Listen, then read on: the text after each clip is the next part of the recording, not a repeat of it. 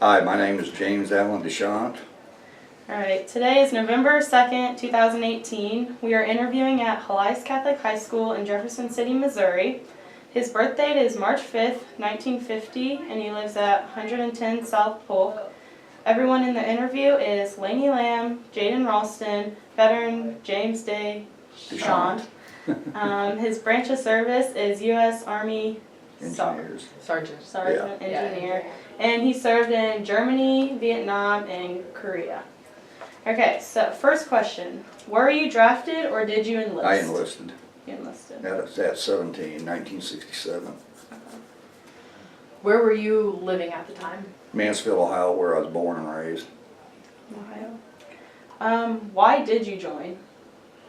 I had two options, either go to jail or join the military. I was with a bike group, so. Why did you pick the service branch you joined? Just because I liked the Army. My buddies were all military, but they're going to Marines, and I did not want to be in the Marines.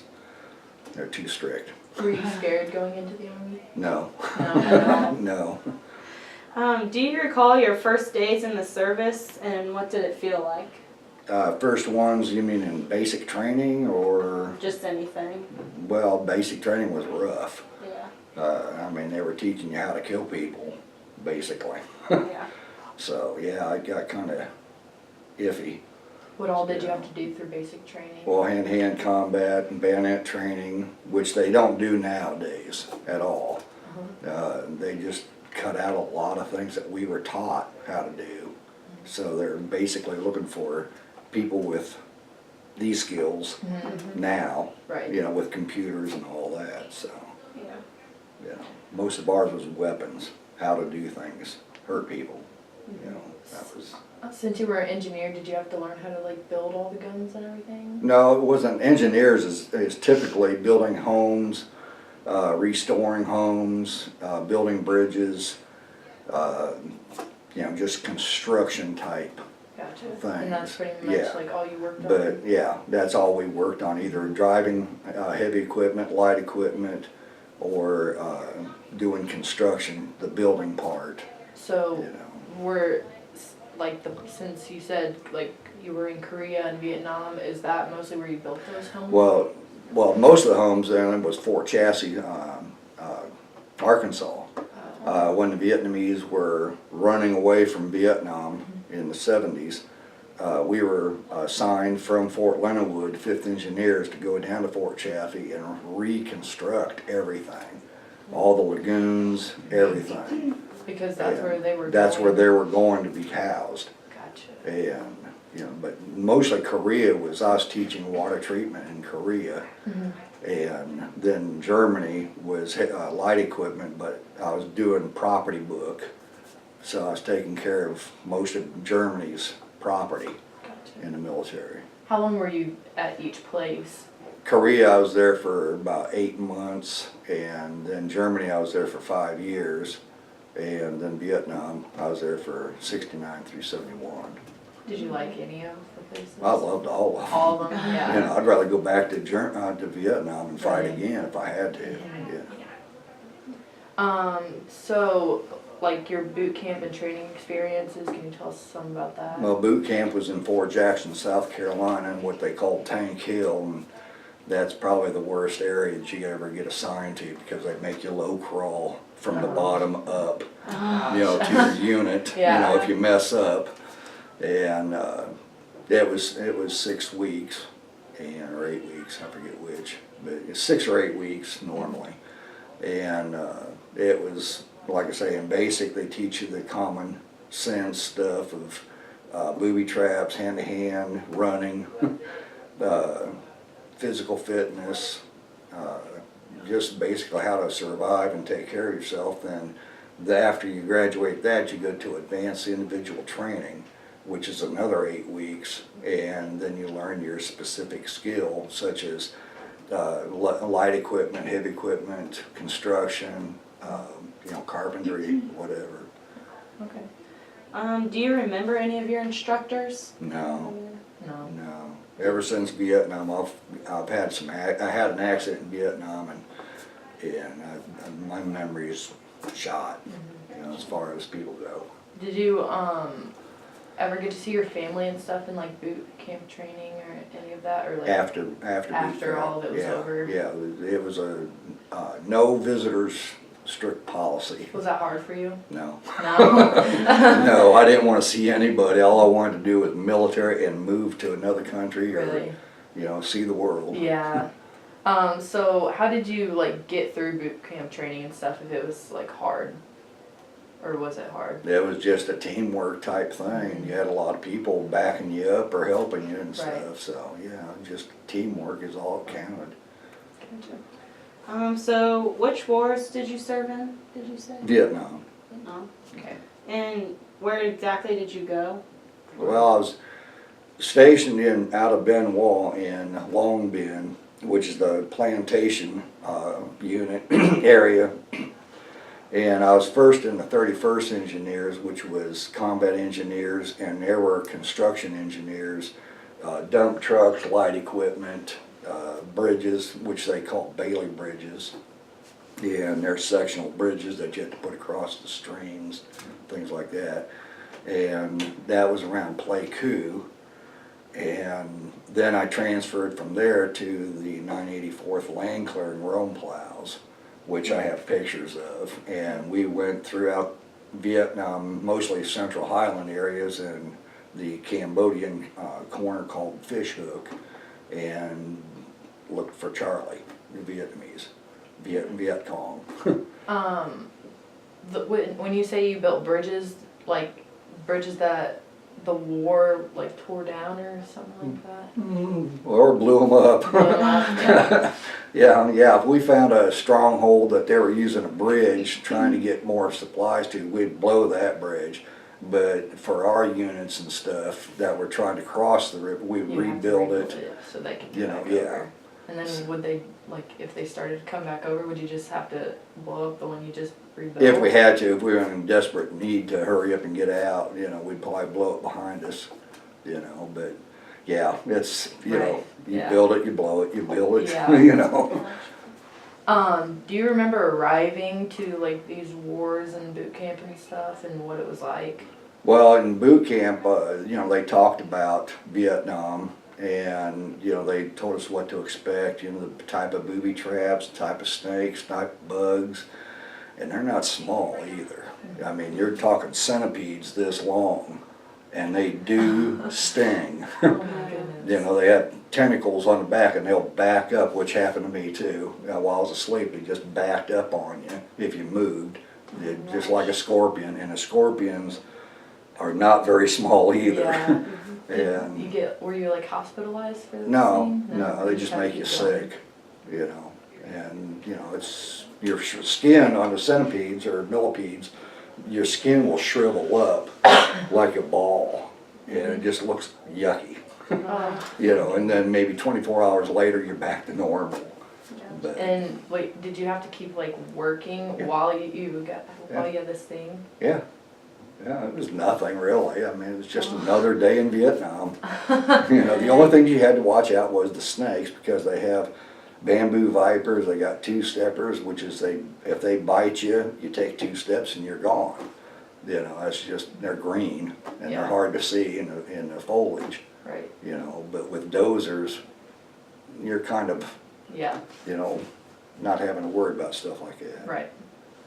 Okay, so what was your job or assignment during the whole war? Well, and stuff? in 31st Engineers, my major assignment was driving a dump truck to sites, bringing in rock to build for bridges or, setups for pontoon areas and things for rivers, or road construction. And I got tired of that, and that wasn't my thing, so I transferred. And then I was with the Rome Plows, and then we went in and literally wiped out jungle, trees, everything, and we made it look like a football field. And it'd be anywhere from 1 acre to 1,000 acres that we'd clear in a day. Was that still a dangerous job? Just Yeah, because? because you're looking at snipers, you're looking at bombs being hanging up in the tree, you're looking for the Viet Cong down on the ground because you're pushing over top of their underground tunnels and stuff. And they showed you those, like how to look for those different types of things, or? Now, if you hear a bullet ping off your bulldozer, then you know you've hit pay dirt. So they would shoot at you while you were Oh, trying yeah, those? yeah. Yeah, we even had a t-shirt, we were told after a week wearing them, we were told not to wear it, but there was a bullseye on the back of our Oh my god. shirt, because the Viet Cong would always shoot at the blade and not the operator. Because it's real hard to get in. You'll see why it's so hard to shoot into the cab, but they would always try to hit the blade and thinking that would stop the bulldozer. And there was a $5,000 reward on us, you know, if they either killed us or captured the bulldozer. So, So did you see any combat? yeah, A lot? yeah. Well, it wasn't a lot, and I've been through 11 firefights, so. Were there a lot of casualties in your unit? Yeah, we have a book here that shows a lot of killed in action From from Vietnam, from combat. combat, not Yeah. from, like, how many were killed whenever you were like bulldozing and stuff? Were there a Oh, lot? it would average, it depends on the area, but, you know, normally from 1 to 5 maybe. You know, it just depends. You know, there's really not any say of expected to die. You know, as long as you keep your head down and, you know, common thinking, Right. you're gonna be okay. So do you have like a memorable, what is your most memorable experience? Do you have anything? Mostly going through the jungle and having blue-faced monkeys dropping down on Oh my God. dropping down on my bulldozer and wrapping their arms around my pipe stack, and it's red hot, and they'd lock up trying to hold on, and they'd burn themselves to where they couldn't get off, and then the Oh my gosh. Vietnamese soldier that was with us, you know, in our cab, would just shoot them and then put them in a gunny sack and then eat them later. You know, the same way with bow constrictors. I mean, if one dropped down out of the tree, they were already shooting at that thing and trying to stuff it in a bag at the same time. Dang. And they're not small either. Yeah. So were you a prisoner of war? No, Okay. no. So were you awarded any medals or citations? The one that I was received, I was supposed to get a Bronze Star, but they've knocked it down to an Army Commendation Medal, which I have the top pin right there. It was for meritorious service against the Viet Cong and all that, you know, so it's just can't buy a cup of coffee with it, Right. you know, so. Why do you have 2 of those? The other one is the U.S. Army General's Rifle Team, and I shot first and second and third place with that for long distance. Gotcha. So So how did you stay in touch with your family? by letter, Letter? you know, yeah. Tapes you really couldn't use on the dozers because it was so loud, and I had a disc that I should have brought, but took videos. So like and- how many letters would you get, like once a week or like once? Yeah, once a week, probably. Usually. Yeah, usually, or with a care package. Right. You know, it could be pipe tobacco or cigarettes or whatever. So what was the food like? I always thought it was great. Good. You know, Yeah. I ate Vietnamese, I ate Thai. We had Thai soldiers that liked me, and I'd always go over to their, which I have a picture I think of. They'd always invite me over to their, what they call an APC, it's Armored Personnel Carrier, and they would just cook up a storm. Really? And yeah, we'd have beer and whatever, monkey or So fish. you're like friends with the other soldiers too? Mhm. Yeah, we had, like I say, the 11th Army, let's see, 11th ACR, Armored Cav Regiment.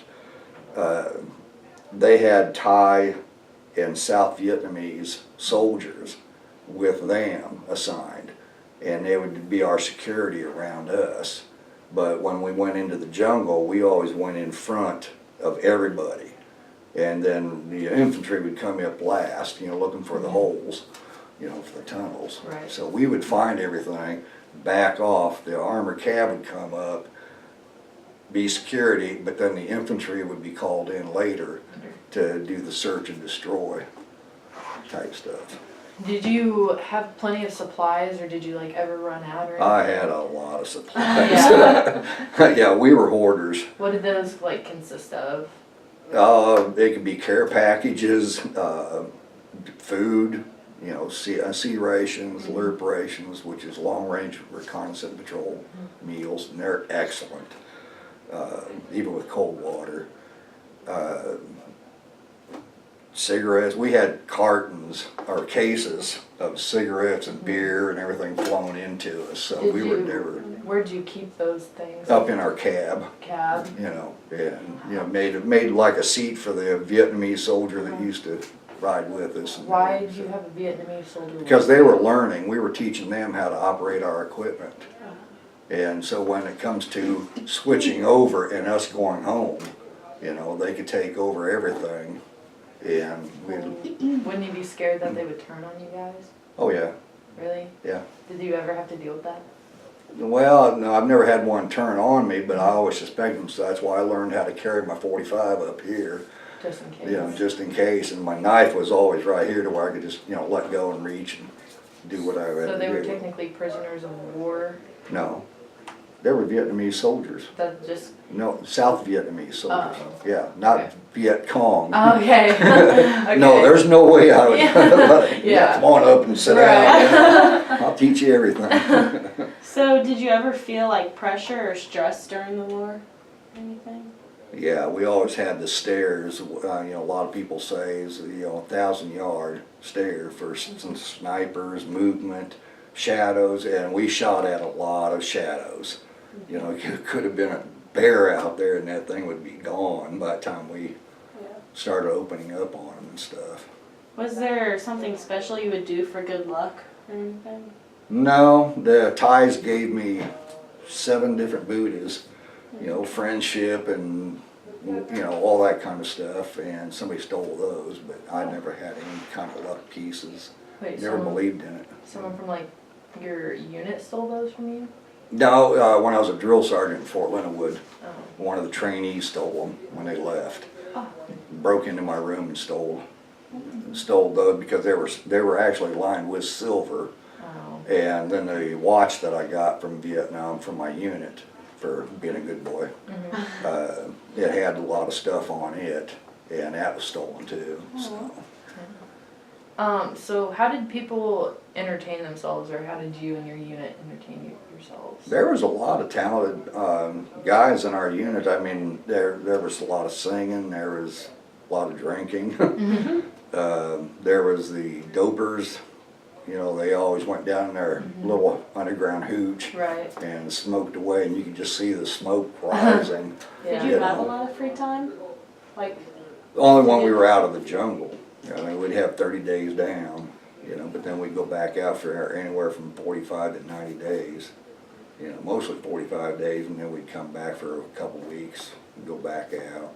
So Just depend on whenever you were in the jungle, did you have to set up tents and stuff? to Yeah, sleep we in? set up tents and slept in those, and then, you know, you're always aware of somebody, they call them zappers, someone's coming in from outside over the berm, which we would push up a berm to where the tanks could back up to them or pull up to them.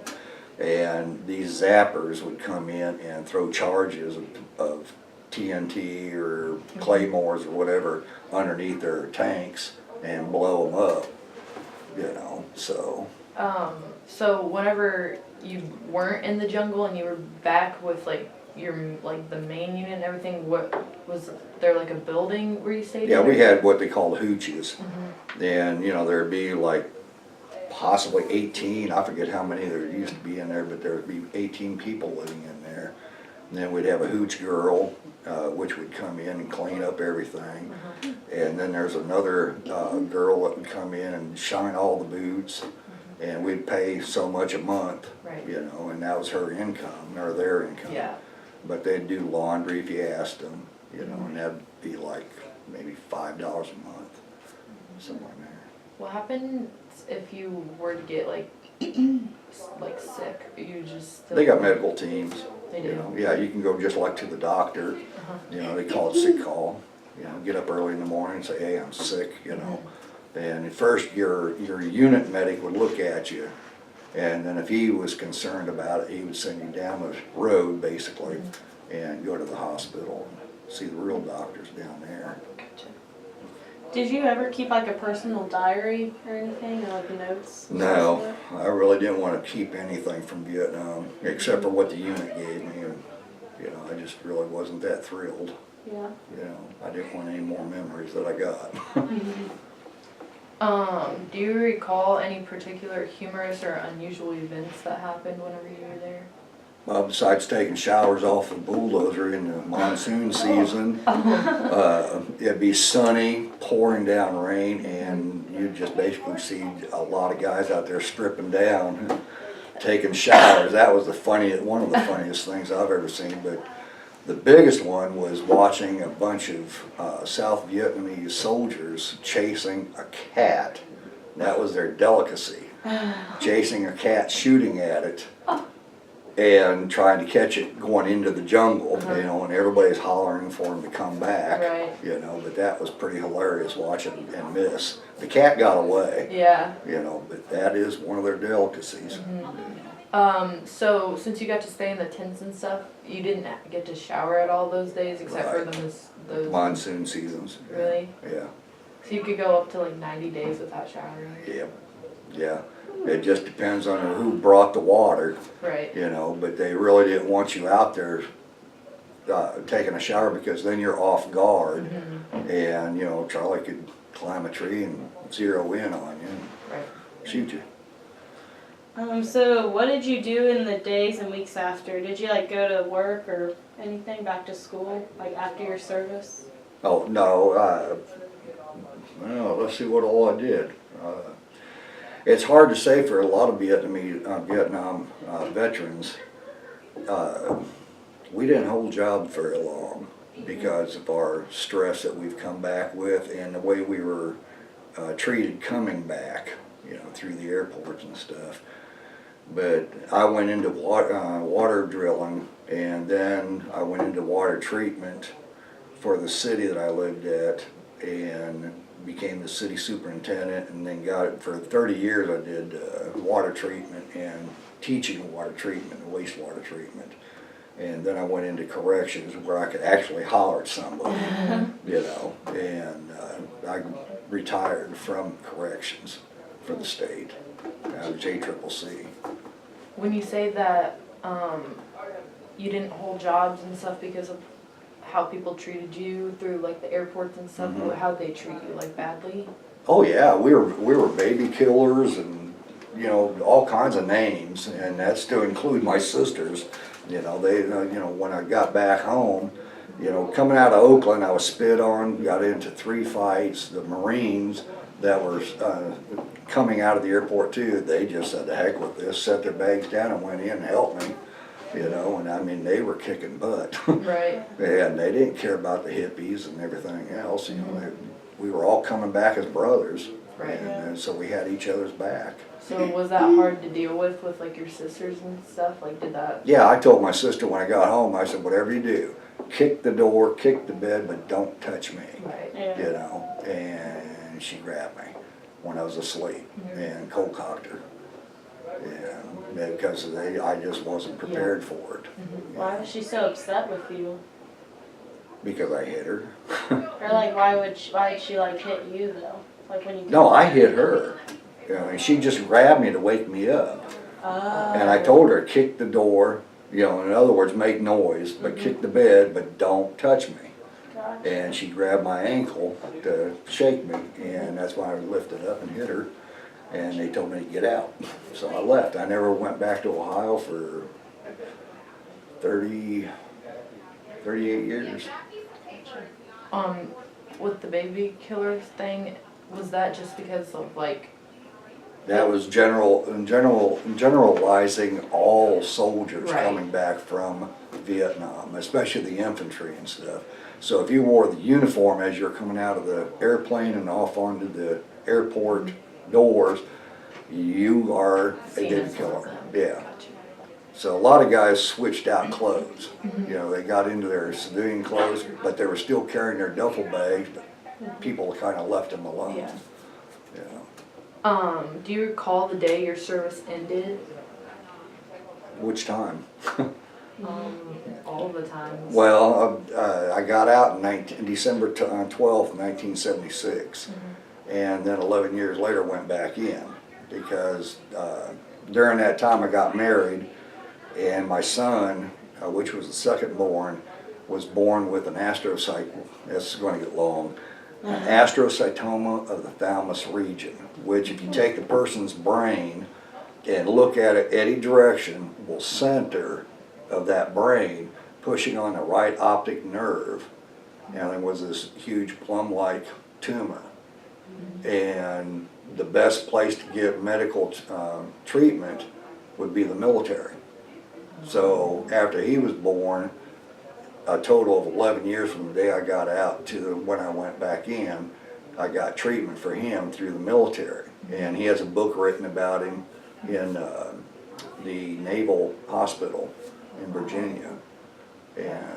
But he's doing fine. He's 45 years old now.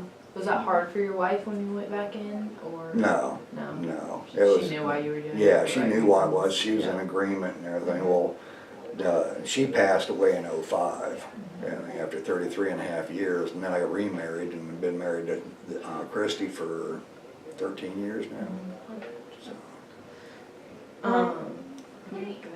I'd say, did you make any close friendships while in the service? And like, are those relationships still like continued today? there was only one, not in, it was in the military, but that was in '84. We were instructors down at the barge units in Virginia, Fort Eustis, Virginia, and he lives up in Kansas City, and we've been friends and keeping in touch since 1984. But as far as Vietnam people go, I have tried every website to get people to text me or email me or whatever, and nobody wants to talk. You know, because they just don't want stuff brought up, technically. So was your education supported by the GI Bill? No. No. Well, at that time, yes, but my education, I quit school in 11th grade and went in the military, and then got my GED from the military in '68. And then from there, I started picking up a little bit of college and things like that, but I never graduated college or anything. Did you join a veterans organization? No. No. Again, it's my preference because the last VFW, and I'm not knocking VFW, Right. you know, but when I went there, my father-in-law on the first marriage wanted me to join with him because he was a Navy veteran, nuclear war. And anyway, I joined, and all I could see was beer drinkers, you know. And I said, no. You know, so I quit. So Haven't did joined you since. attend any like reunions or anything? One. And that was with the 984th Land Clearing, and that was in, trying to think of the name, it was in Ohio. Can't even think of the name now. Yes, okay. And I'm from Ohio. Were there a lot of people there at the reunion? Unfortunately, no, there's probably maybe 30, you know, because due to the spraying of Agent Orange, which is a huge controversy with us, cancer is taking over a lot of us. And it's all, I mean, various kinds of cancers that everybody's getting hit with. And probably to include me. So, you know, they've been dying off. Right. And, or can't make it, you know, because of the distances and stuff. Go ahead. I was gonna say, how did your service and experiences affect your life? I think it made me stronger. You know, I mean, it doesn't make me fearless and everything, but, you know, I get scared sometimes, you know. I fight in my sleep, so I sleep alone. You know, I mean, it really kind of pulled my family apart with my wife now because I have nightmares, but, you know, it really hasn't affected me too much. I don't babble like I used to do, but So did your military experience influence your thinking about war, the military in general? Like, did it change how you felt before going? no, I'd go back in a heartbeat. I mean, if they asked me, it's patriotism, you know, and I think all ages should go in. You know, I like what the Germans do. They have 9 years of schooling, and then you have a mandatory 4 years of military that you got to do, and they pay for everything. I mean, all your education, and you know, just like the United States is trying to do. You know, you go in for 4 years and serve 6. You know, 4 years active and then 2 years inactive, and then they pay for your college education, which I think is a fair deal.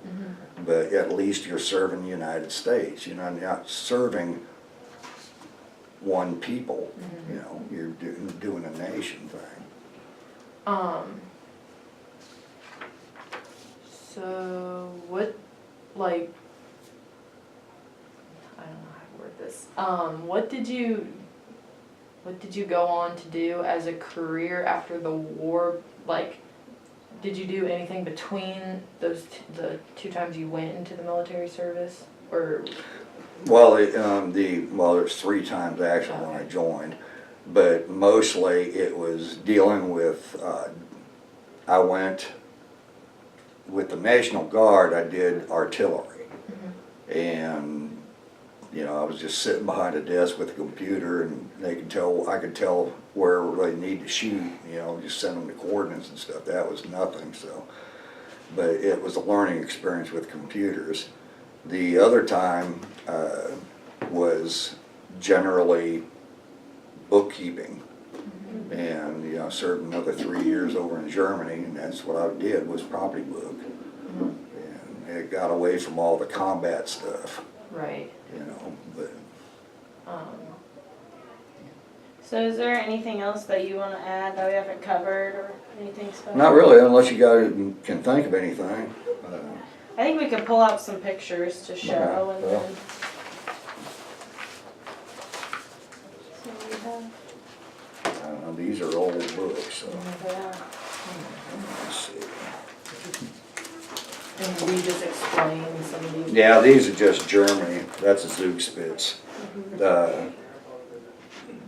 Off the subject of Vietnam, the king of Austria gave the mountain to his daughter, and you can go up in there's a town called Garmisch, Germany, where you can take an what do you call those? It's a sky thing, cable car like type, up to the very top, and there's a cross up there.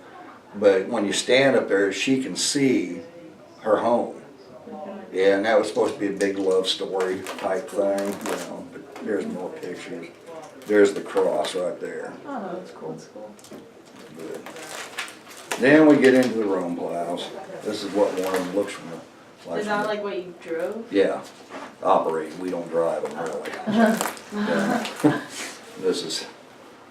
Oh, wow. There's the cab that, like I said, you can see how difficult it would be to shoot something into that. But there's a stinger that's off on the left-hand side, and it's sharpened. This whole blade from top to sides is sharpened every night. And you can actually shave off of one of these.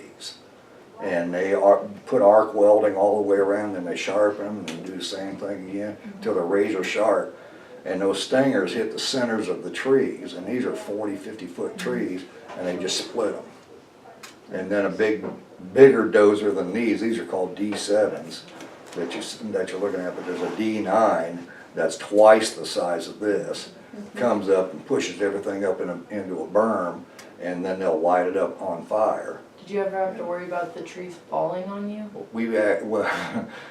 To get out of our boredom, we would push trees on our other buddies. You know, just for kicks, because inside of the rotten ones are ants that bite like crazy. And then there's scorpions and snakes and, you know, other ominous looking creatures.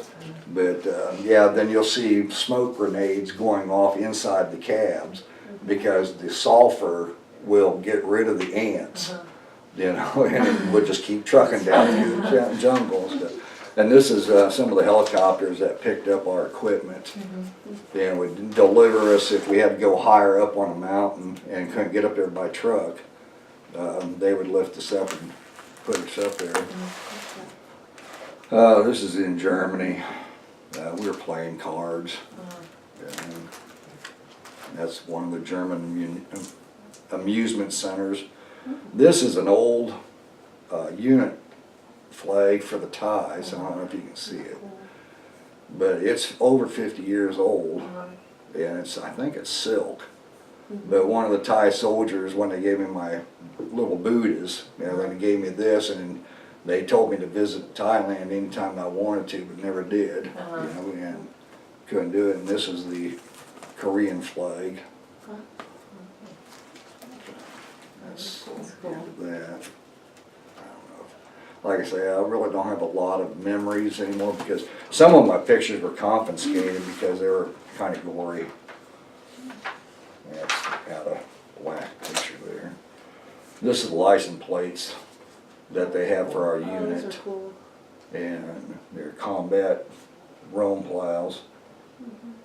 What I are still those, what are these things? These are, each one of these stars is the 6 months, 18 months for Vietnam, and then this is the 60 deviation, but it goes to 75 now. But actually it's 1950 something to 75. Gotcha. And with just old pictures. Do you know I don't who know if those you people are? No, because like I say, I know this one's Woody, but I don't know who he is, and I know who he is, but you know, this is our attitude that we had, as you can see. And then this is, your teacher was nice enough to put this in plastic, but these are articles that I wrote for the 5th Engineers. And she has, I think she has some displayed. She got copies of them or something. This is certificate of recognition. Army Commendation Medal is what I told you about. That's what this one is for. And it just says, That's cool. and then the citation is on the back. So, Yeah, those are really cool. then Department of Army Achievement Medal, Certificate of Achievement, and then school training. Another good conduct, that's an attaboy type thing. National Guard, a lot of discharges, Yeah. and this one is National Guard. And then I got a letter of appreciations from the 249th Engineers. I was with the very first, what is this for? It's the very first support for Reforger 1. It's where all the units in the United States go straight to Germany and they have to be housed. And then they could do their training and stuff in Germany. And this is the first letter ever given for that year. Wow. And now it's up to Reforger 20 or something like that. So I was kind of honored to, Yeah, that's cool. That's nice. you know. And then I was instructor for USO for photography, and then more letters for shooting, training academy diplomas, certificate training. Got a lot of certificates. Yeah. This one was from Nancy Reagan. Oh my. For Family of the Year with my first wife and my son and daughter for the community award. And Nancy Reagan gave it to my wife at that time, and so I put it in here. Non-commissioned officers, drill sergeant school, and logistics training. And here we go. This, just away everything. You can see how skinny I was. I was 135 pounds. These are the Thai soldiers. And this one that has his hand on me is Mudavon Pirut. That's the one I've been trying to find all this time and still can't find anything on him. But this is Woody again. Him and I were kind of like sidekicks, but lost track of each other. And see, there's the Buddhas that they gave me. Then we're having, I don't know if you remember hearing about Schlitz beer. It would give you diarrhea. That's cool. Then here's my Rome plow. This is the 5-ton dump truck that I drove. This is our Coca-Cola girl, our hooch girls, and laundry girls. And she was French Vietnamese, South Vietnamese. This is the, let's see, that's the doctor and our lieutenant. And that's a sergeant, one of our sergeants. Again, all these names I don't remember. And then a lieutenant and 2 operators for the trucks, 2 lieutenants.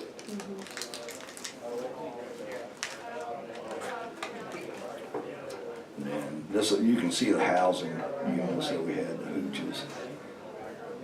And then some postcards. They're listening for Viet Cong.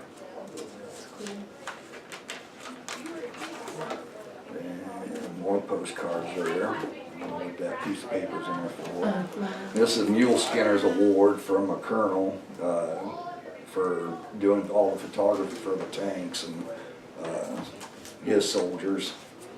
So that's pretty much it on that. Alright, well thank you for coming But, in, we appreciate it. You know, this is the thing that shows, All the people. yeah, and it shows their email addresses, their units, the unit that we were in, but if it's in gray, they're deceased. And if they're yellow, they were killed in action. And so, and they spelled my name wrong too, so don't feel bad. You know, they have me down as DeChaney and James A. But they try to keep track of this. This is 2016 that they sent me this, but they're still doing another update because the people are dwindling quite extensively, and you know it's. And then this is the memorial. That's cool. Oh, no, that's like a. Rome plow. Yeah, that's cool. Now, if you ever get a chance to do a school tour down at Fort Leonard Wood, they have a great museum.